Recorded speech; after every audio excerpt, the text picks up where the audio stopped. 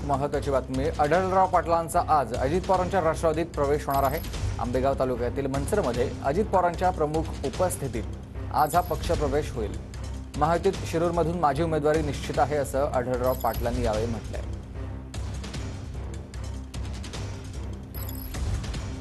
आढळराव पाटील यांचा आंबेगावमधील मंचरमध्ये आज अजित पवार गटामध्ये जाहीर प्रवेश होणार आहे। सुनील तटकरे आणि अजित पवारांच्या उपस्थितीत त्यांचा प्रवेश होईल।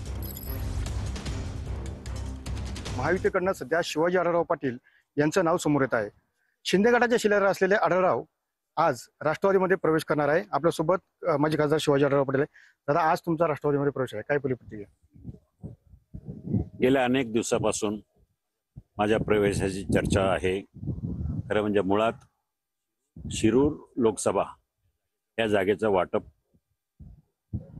होण्यापूर्वी ही जागा नक्की कुणाच्या वाट्याला जाते, राष्ट्रवादीच्या की शिवसेनेच्या, त्याच्यावर बऱ्याचशा गोष्टी अनेक दिवस पेंडिंग राहिल्या होत्या।